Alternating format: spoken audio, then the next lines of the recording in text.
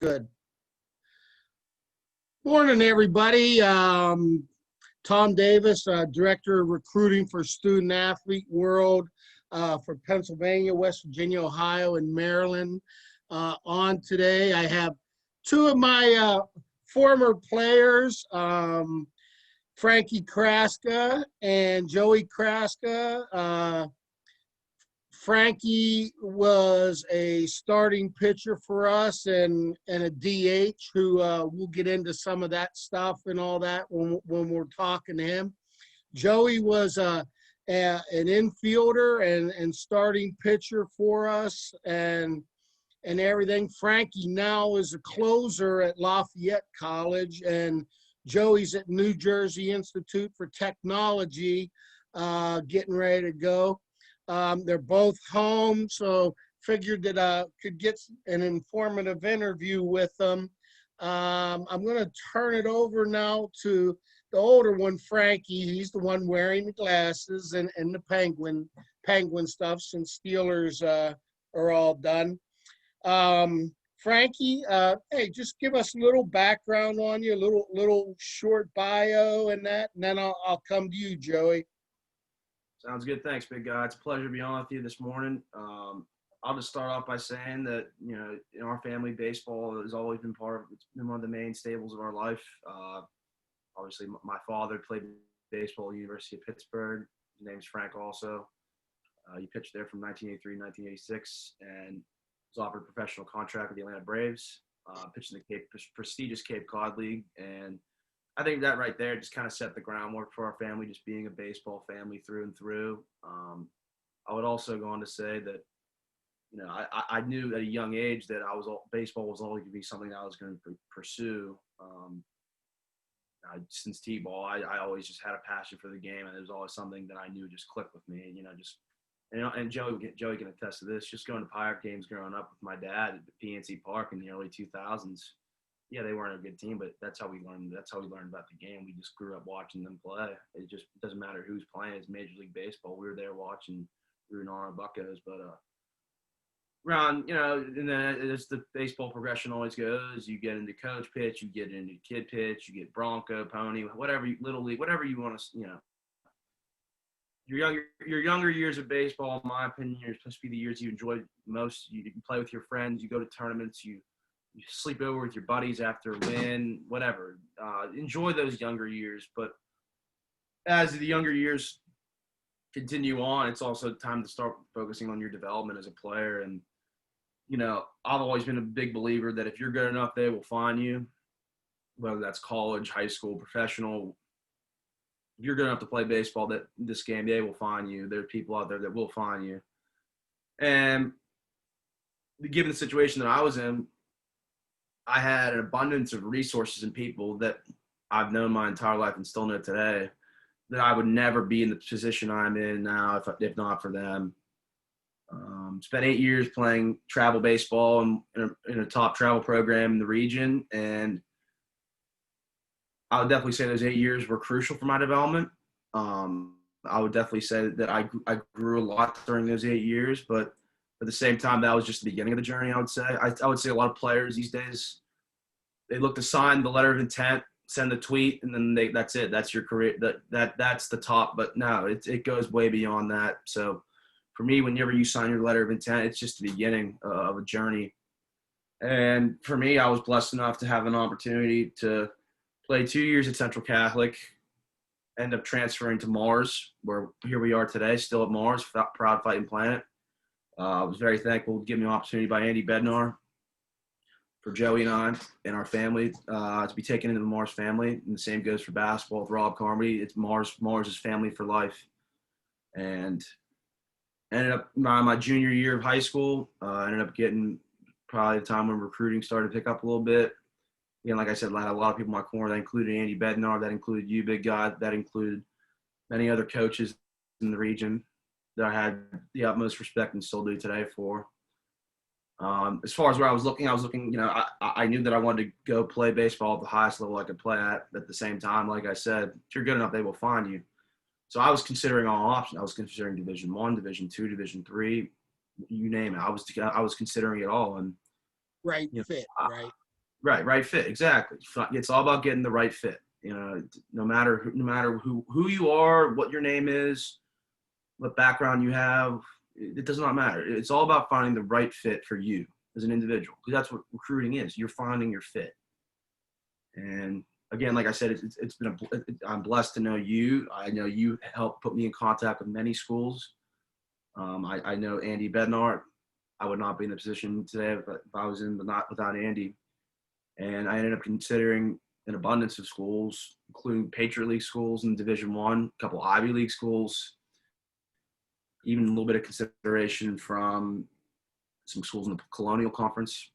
And I also considered some PSAC and some other Division II programs as well. But at the end of the day, I decided that Lafayette College was the best fit for me. And it was one of the best decisions I ever made in my life, because I know Lafayette will allow me to take baseball as far as it can take me. And then after baseball, whenever that time may be, whether I play 20 years in the major leagues, retire at 40, or I play 3 more years of baseball and that's it, I know that Lafayette will put me in the position to be successful in life. So as a junior right now, that's where I sit. That's where I stand. We're getting ready for preparing for our season. As of right now, it looks like a conference-only slate. But just the fact that we're playing baseball is all I can ask for. And I'm just extremely excited to get going with our squad this year. I think we have a really good chance to compete to win the Patriot League. And that's where we're at right now. It's good. I'm going to go before I go to you, Joey, just touch on some things. I mean, you know, you hear Frankie bringing up, you know, right fit and having that support system and all that. And I can remember when he transferred in from Central Catholic to us at Mars. And I remember, you know, in his first season and all that, pitching wise, you know, great stuff and everything, but you know, we had to make some changes and we talked about it. It's like, big guy, you know, you have to be ready to go, you know, here, you know, 7 innings and everything. Train like you're going, like you can throw 9. That way going 7 is very easy. And I'm going to say one thing to everybody that watches me and watches this. Frankie was probably one of the hardest working kids at his craft that I've coached. Took coaches' feedback, took our feedback, went, trained his body. I mean, when he came back the next year, I mean, it was really a change. I mean, his body was different, and therefore it changed his attitude, velocity, everything picked up. And I mean, he was ready to go. I mean, the one thing that I can say about Frankie, true competitor, wanted the ball on the hill. And you know, we had him along with Will Bednar, who you know, people know about him. He's at Mississippi State, really good. And always felt good about our chances with you guys taking the hill, and then Joey and some other people coming in at that time. And the other thing is I'm going to say one thing. I remember watching Frankie hit when he came in at first and everything. And this is a guy that, I mean, him and I worked a lot on, hey, just stay back. I mean, he made contact, but I mean, the best thing that I can say is when he first started, he looked ugly hitting, but he hit.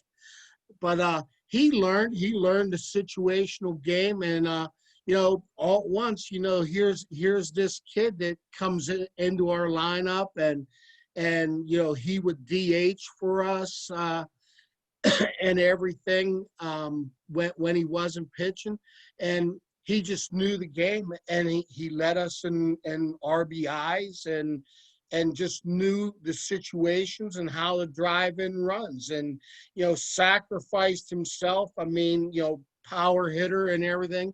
he'd get to with good pitchers. Hey, I'm putting the ball in play. I'm gonna sit there and drive in that run that I'm supposed to drive in, and it was a pleasure having you, big guy. We still talk all the time about everything, but I can say that you were one of my favorites. We spent a lot of time talking together, and you have your other people too. And right now he's a nice closer for Lafayette, and I'm sure he does an outstanding job for them. All right, next I'm going to get into my boy here, Smiley. I call him Joey Craska. Joey, give us a little background on you, big guy, and how your process went. Hey, let everybody know everything, your whole story, because your story's pretty unique in the recruiting world. Right. So I'm Joey Craska. I'm a freshman at NJIT in Newark, New Jersey. Looking forward to my first season. So I moved to Mars my freshman year of high school. So I did 4 years of high school at Mars, played multiple sports, baseball and basketball, all 4 years. Ended up having lots of success with both teams throughout those 4 years. And like he said, my recruiting process was a lot more unique and different than many other people's recruiting processes. So I would say my recruiting process got started very early in my career. I was probably my sophomore year. I was down at a Perfect Game event in Florida. Had a big fall that sophomore year. Was receiving some interest and offers from lots of different Power 5 schools, Pitt, Penn State, Virginia Tech, St. John's, schools along those lines in the area. And at that time in my career, I was still young, probably 16 years old. And at that time, I figured it'd be my best decision. So I ended up committing to Virginia Tech my sophomore year of high school. Verbally committing, right? Verbally committing, yep. So I have a verbal commitment to them my sophomore year of high school. So at that point, recruitment stops and everything, and you're set on a school like that. So I'm set for the next couple of years. Continue to work hard in the classroom, on the field, in the weight room.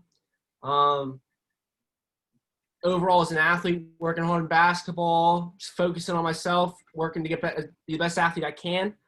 So time goes on. Obviously, you're supposed to sign your senior year, fall of your senior year in November. So it's around September, October-ish of my senior year, and I get a call, and sometimes it's a thing of money that the school doesn't have, or not a numbers game with the roster. So I end up learning that Virginia Tech wouldn't be the best fit for me. So here I am, 6 weeks out from signing day, trying to find the best, looking for a school. And at this point, I'm thinking I'm lost. I don't know what to do. It was a tough time in my life. I wasn't exactly sure what I was going to do, where I would end up, if I would even play baseball at the next level. So some time went on. I was a little sick last fall. I was definitely I was in and out of the hospital for a few weeks. So I had lots of stuff going on there, and it was a tough time for sure. But I stuck with the process, continued to work, did all my research on a bunch of schools, reached out to a bunch of schools, trying to find, like Frank said, the best fit for me. So, and like he said, I was looking all over the place. I was talking to multiple Division I schools. I remember the day that I ended up decommitting from Virginia Tech. I'd say I probably had 30 phone calls that day from a bunch of different schools trying to find the right fit. So there are definitely still options out there. Lots of schools. That was towards the end of the fall, so I probably had one more event to throw in. Lots of schools had to see me still. And at that time, I was also I started working with PVS Baseball. Matt Paluski, he does a great job with pitchers in the area. Works with lots of pro guys, NCAA and high school guys. I was beginning my training with them, and I can't thank them enough for everything they've done for me on the development side. And so that last fall, I probably had about one more weekend to throw when all this stuff happened. So I had to reach out to as many schools as possible to get out and come see me. So then I finished up throwing my last weekend, and I still hadn't heard much. And so that at that point, I kind of went into a scramble mode where I had to do some research. I had to figure things out for myself, basically. Talk to a bunch of schools. At that point, I was talking to multiple Division I schools at the same time, some PSAC schools, some Division II schools, and a couple of JUCOs. I looked some JUCOs down in Florida, some JUCOs in Texas, and at the end of the day, I was just trying to look for the best fit for myself. And went on a visit to NJIT, met the coaching staff there, figured out that things would work out there academically. They had the program I wanted to study in, which is business. Talked to them for a while. Really enjoyed the coaching staff, the plan that they had, and thought it would definitely be a great fit for me. So I gave it a couple days and decided to commit there, where I'm currently a freshman. And I ended up signing there. I wanted to sign on that early signing period. Signed there November 11th, I think it was last year. And here I am today getting ready for our freshman season. I'm fired up. I think we've got a good shot to win the America East and hopefully make a regional, which at the end of the day is all you could ask for. So, some information on Joey. I mean, you know, these guys are brothers and everything. Two completely different guys on the field. Frankie, more the laid back. You can see the determination in him. Joey, you know, when we had him, I didn't have your senior year, did I? Well, no, our season was canceled senior year. Yeah, you guys, I remember coming up to practice. So, yep, I had you freshman, sophomore, and junior, and watching you progress. Joey had electric stuff. Great athlete. You know, I could put Joey out at any position, and the kid could sit there and play and everything. And truly, the one thing that both of these young men have is just competitive as could be. I mean, you know, they took to the field and played the game the right way. Joey's thing, and he'll be the first to tell you, was just getting that mental ability to focus on the mound. And it's something that he sat there and worked with.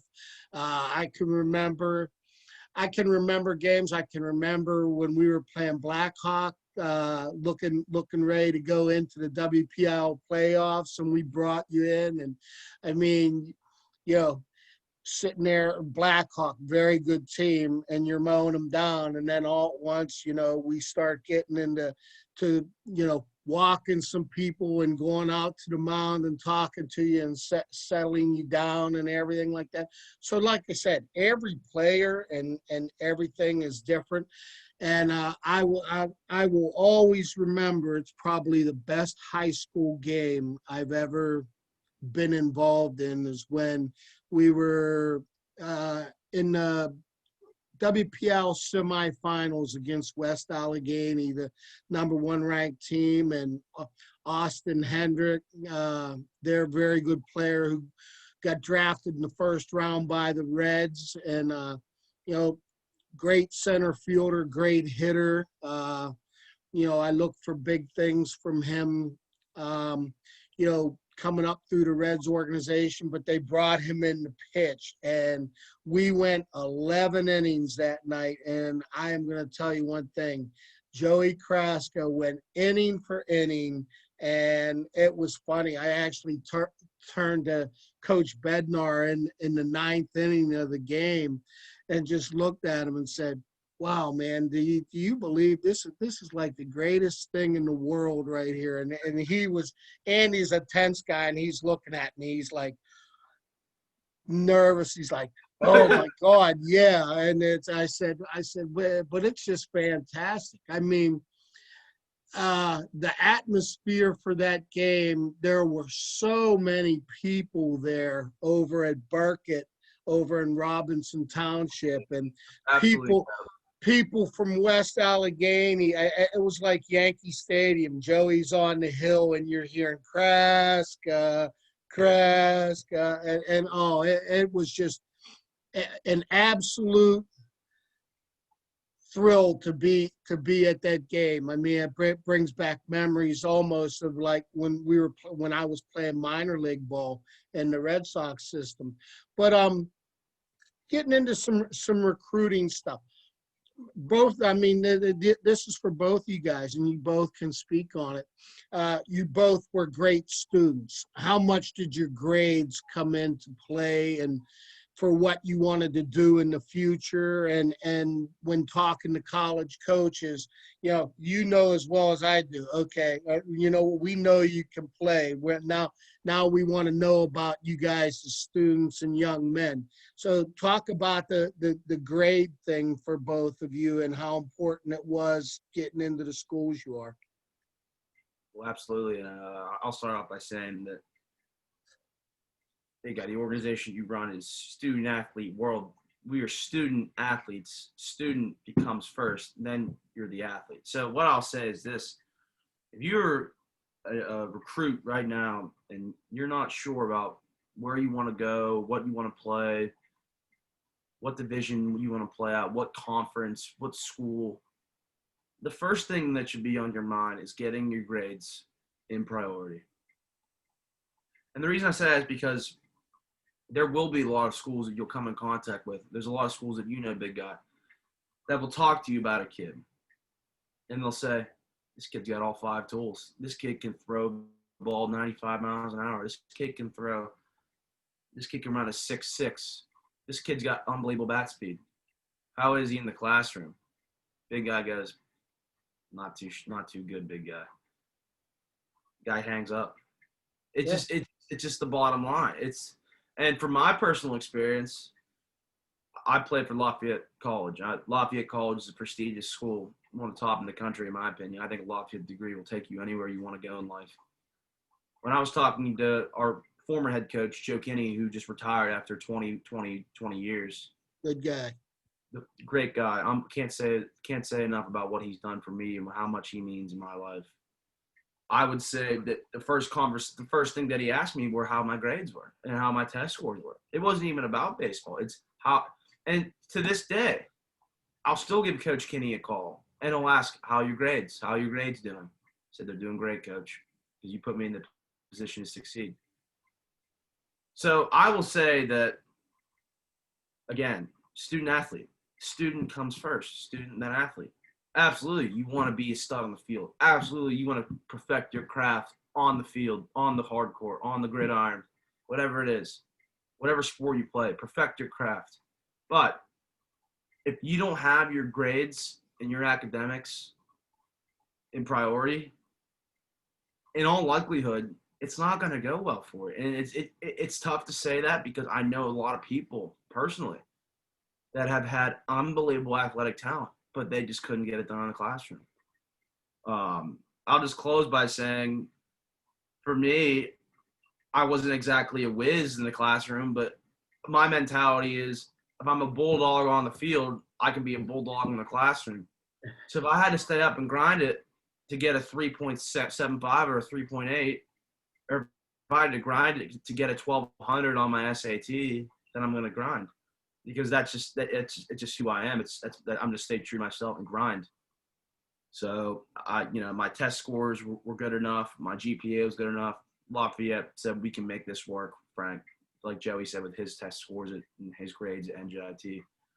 Right, Joey. Tell us about you a little bit. Right. So similar to him, I would say when I talked to NJIT, the first thing they asked for wasn't even about baseball. It was about grades. So they wanted to figure out my grades, test scores. ACT. Yep. So that was the first email they sent back to me. They were just asking what my test scores were. So that just shows you right away that it's a priority for a lot of these schools. And you could have all the talent in the world. and you could receive interest from all these schools. But at the end of the day, if you don't have the grades, you're going to limit yourself to opportunities. The better grades you have, the more opportunities you're going to have to go to places. Because schools just won't take anyone just because of your talent. You have to perform in the classroom as well, like you said. So it's a balance of both, and you have to continue to work hard both in the classroom and on the field to have the best opportunity for yourself and create the best opportunities for yourself. It's funny, and you know, you guys know I deal with boys and girls, and a lot of different sports, a lot of different states, everything. But I always, you know, I'm telling them, you know, when I'm learning about them and everything, you know. Of course, I go athletics first, and will be like, okay, do you have the ability to play? Let me see film. Let me do some evaluations on you, and everything like that. Most of the kids, I mean, I have Division I kids. I have kids getting ready for the draft. I have Division I football players and everything like that. But they're mostly you know, and you guys will understand this, they're mostly what we call under the radar or tweeners. I remember when, you know, I was doing this when I was coaching with you guys and all that, and I'd come and share some of my players' things, and I'm like, man, look at this kid or this kid. You know, I have a kid now at my alma mater, the University of Charleston, who the PSAC absolutely hates. The Mountain East hates him. His name is Colby Johnson. And I'm going to tell you what, I mean, you know, I actually just took him up and had him working out. And you guys know Eddie Santa real good and everything. And Eddie's like, oh my God, Tom, that kid runs a 6'4", 6". He hits for power. His arm from the outfield, he's a center fielder. He's 91 from the outfield. But the whole thing about Colby's that gap takeaway guy. He runs everything down. And you know, at the plate, I mean, I think now at UC, and this is his senior year, he has total. He's closing in on over 200 hits, 30 home runs, over 50 stolen bases. I mean, he's just a complete. He's that tool player, like you said. You know, can he run? Can he throw? Can he hit? Can he hit for power? Everything like that. And then, you know, what his attitude is, you guys would enjoy him because he's a lot like you guys. He takes the field, man, and it's like he is happy to be there, and somebody's going to be part of the show. I mean, I can remember last year when Gannon was facing UC in the NCAA stuff. Brandon Weatherholt calls me. He goes, you know UC, coach. Tell me what, you know, we have to do. I said, don't let Colby Johnson beat you. I said, if he comes up with people on base, everything like that, don't let him sit there and drive in 2 and 3 and that all the time. And, you know, it's just such a thing. And I work with my kids mostly are those D2, D3, NAIA, and JUCO players, in which, you know, there's tons and tons of roster spots. And I talk to them all the time about grades. I'm like, what are your grades? Well, I'm a 3.3. Okay, what's keeping you from being a 3.5? Oh, nothing. I could do it. I said, well, then from now on, as long as you're with me, you have to have a 3.5 or better. Well, you know, 3.3 is good. I said 3.5, and you guys know this as well as anybody. The money, the academic money, and all that is on a tier system, and 3.5 takes you up to a different tier to where you get more academic money, and you know, when you're looking for that right fit and everything like that, I mean, number one, the baseball money and all that doesn't get offered until they are sure that you are a fit for them academically. And you guys are proof of that. And the other thing that I could say, you got, and like I said, both played for great travel programs that promote and market you. You guys have played around the country and everything. I'm involved with Rawlings now and everything like that. And we're traveling the country. I'm getting ready this Friday to go to Fort Myers down to Perfect Game. You guys just came back from there. We're sending me pictures, getting my hopes up. I'm ready to get out of this cold weather up here for a while. But talk about the importance of being in these right exposure situations, because I tell my kids, you know what, you guys, most of these kids that aren't the D1s and are looking for everything out under the sun, you have to get in the right. Yeah, number one, coaches have to know who you are. Then the whole thing is you have to get in those situations where those coaches are going to be there. Hey, I see you're playing in this event. So it's about getting in the right events and everything like that. Talk about that a little bit and how that was for you guys. Absolutely. And I know you talk about finding the right fit, finding the right exposure, playing the right events. Every athlete's different. Every player, we'll talk baseball first, but every athlete is different. Thank you, big guy. Everyone's different. There's not one cookie cut way to do this, do that. So as far as exposure is concerned, put yourself in a situation where if you give your 100% effort and you give your best of your ability, you will be successful in front of the right people. So that means if you know that there's an event that you may have an opportunity to attend coming up, but you know that even if you gave your best effort, it probably won't be good enough for these coaches. And it's a harsh reality. It's a cruel world. Baseball is a cruel game. You have to put yourself in the proper situations to succeed. So I'll just say, for an example, in my recruitment, not once in my career did I actually attend a perfect game event. It may sound, in these days, that sounds incredible, and it may sound even unheard of. It probably is unheard of these days. But I still have discussions with guys that were that are on my team right now at Lafayette that are in my junior class. I'm almost certain that every single one of them did a perfect game event or went to a PBR or a big showcase like that. Now, I did some showcases, sure, but nothing of that scale because I recognize who I was as a player. I recognize you don't need to spend hundreds of thousands of dollars going to these big grand showcases where there's thousands of kids and you're probably just, you're just like a speck of dirt compared to some of these kids. And it's not being hard, it's just the reality. But I knew if I put myself in a situation to get exposed in front of the coaches that I know are interested in me, by knowing who I am, they know who I am, they'll find me. So that means if you have, like my travel organization, I was blessed enough to have coaches such as Andy Bednar that had connections with guys like Joe Kinney. So if I'm pitching out in Johnstown, Pennsylvania at the Iron Horse Complex, him coming to watch me there is no different than him watching me in Jupiter, Florida at a perfect game. It's the same thing. It's just a different event, or it's a different style or a different showcase or tournament, what have you.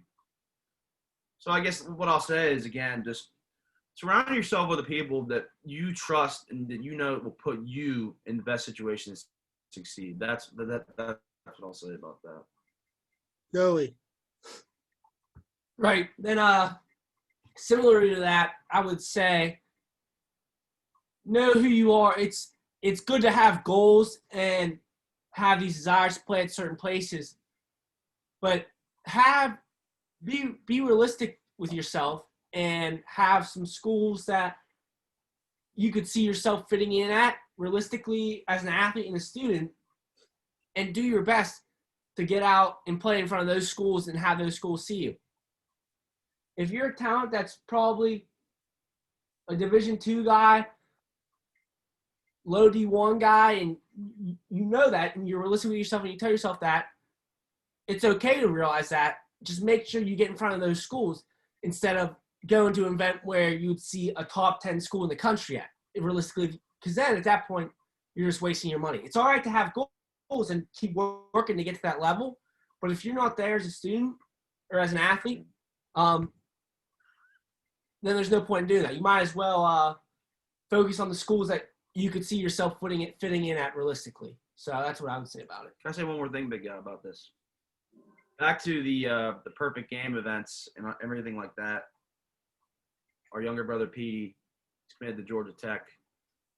He's attended a plethora of perfect game events, and I would say that every one has been a blessing and an opportunity for him to go out and prove what he's capable of doing on the ball field. And I know that kid is going to be successful one day, whether he plays in the major leagues, whether he has an unbelievable career at Georgia Tech, whatever happens with him.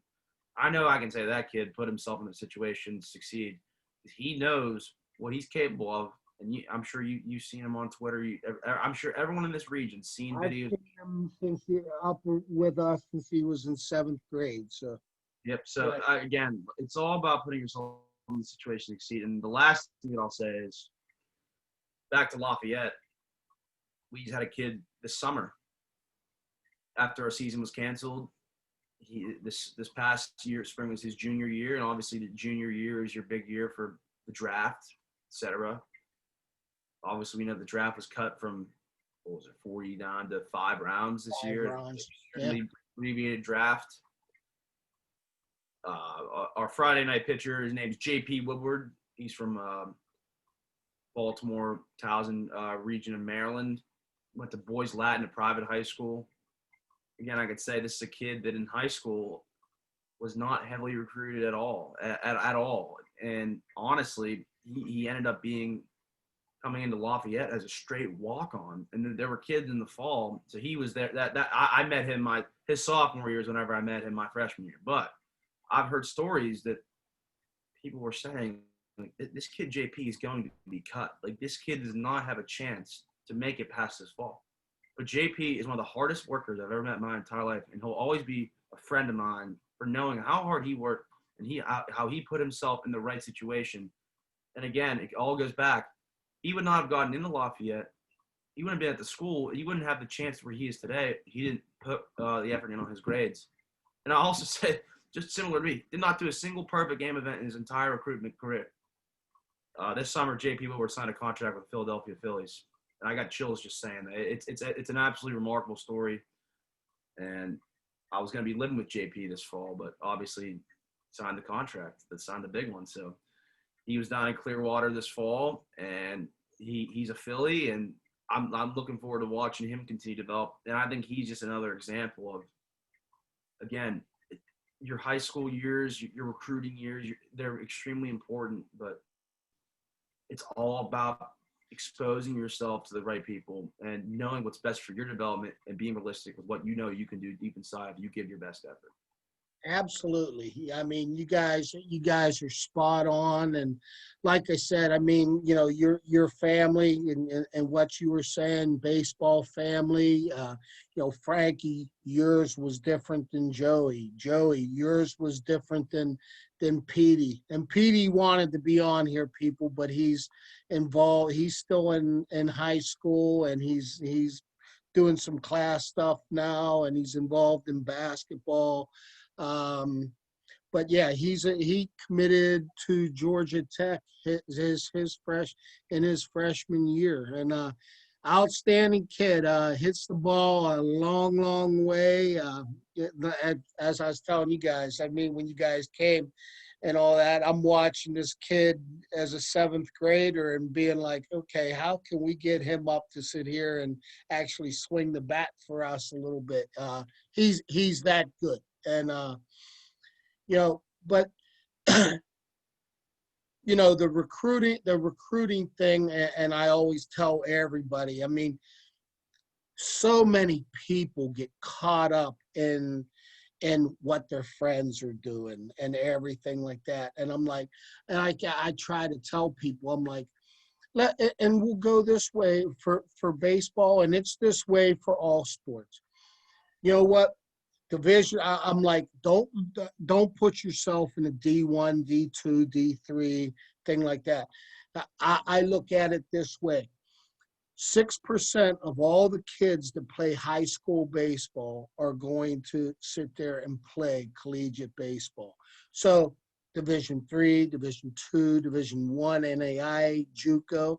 If you're a part of that, you can consider yourself, hey, in the top six. I mean, you're getting an opportunity that 94% of everybody else doesn't get.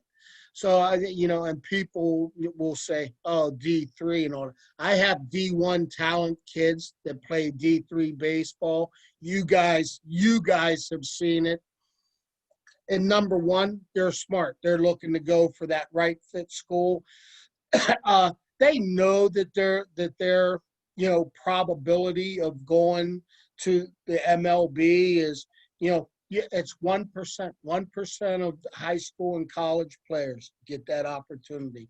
I sit there and hold it dear to myself that I got 4 years to sit there and enjoy it, and it will never leave me. But the thing that I'm saying is, they're like, well, Division III, they don't give any scholarships. Number one, they don't have the true thing of everything. Division III, great academic money.